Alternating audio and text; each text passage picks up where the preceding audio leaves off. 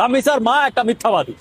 আইনজীবী বলছে যে তার পূর্ণাঙ্গে সেই বীর্যের কোনো অস্তিত্ব পাওয়া যায়নি এবং ডিএনএ টেস্টেও সেটি প্রমাণ মেলেনি।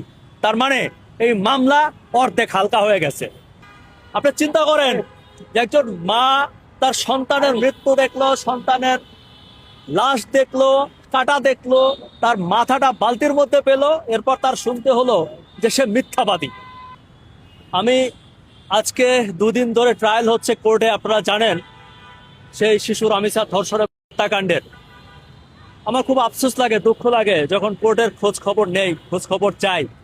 মানুষ কেন এই দেশে বিচার চায় না তার একটা নমুনা আপনারা দেখতে পাবেন যদি ঢাকা সিএমএম কোর্টে যান, যে সেখানে কি হচ্ছে। একজন মা তার সন্তানের স্যান্ডেল পরে আছে, সামনে দরজায় নক করছে, বলছে দরজাটা একটু খোলো, আমার মেয়েকে পাচ্ছি না। সে দরজা খোলে না। দরজা খোলার পরে দেখলো যে তার মেয়ের নিথর দেহ পড়ে আছে, হাত একটা ছুটে আছে, মাথাটা খুঁজে পাওয়া যাচ্ছে না। মাথাটা খুঁজে পেল মা গিয়া বাথরুমে বালতির মধ্যে, মা সাথে সাথে অজ্ঞান হয়ে গেল। আজকে আজকে সেই আদালতে আসামি পক্ষের আইনজীবী বলতেছে মা হচ্ছে মিথ্যাবাদী, রামিসার মা একটা মিথ্যাবাদী। আপনি চিন্তা করেন যে একজন মা তার সন্তানের মৃত্যু দেখলো, সন্তানের লাশ দেখলো, হাতটা দেখলো, তার মাথাটা বালতির মধ্যে পেলো, এরপর তার শুনতে হলো যে সে মিথ্যাবাদী। তার মানে কি, যে এই দেশের মায়েরা আর কোনোদিন বিচার চাইবে না এই দেশে। কারণ একজন মা, একজন বাবা, তারা তো সবচাইতে বেশি ভুক্তভোগী, তারা সবচেয়ে বেশি কষ্ট পেয়েছে, তাদের নারী ছেঁড়া ধন, তাদের জীবন ধ্বংস হয়ে গেছে।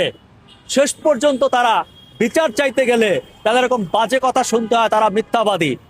আদালতে এখন কোর্টে ফাইট করতে হচ্ছে। আমি যতদূর এখন পর্যন্ত তথ্য পেয়েছি তাতে দেখতে পাচ্ছি যে এই বিচার আদৌ হয় কিনা আমার সন্দেহ আছে। কারণ বিচার করতে হলে লাগে বিচারের প্রুফ। এই শিশু বাচ্চাটিকে দেখেন, তার আইনজীবী বলছে যে তার সঙ্গে সেই বীর্যের কোনো অস্তিত্ব পাওয়া যায়নি এবং ডিএনএ টেস্টেও সেটি প্রমাণ মেলেনি। তার মানে এই মামলা অর্ধেক হালকা হয়ে গেছে, এই মামলা 50% হালকা হয়ে গেছে।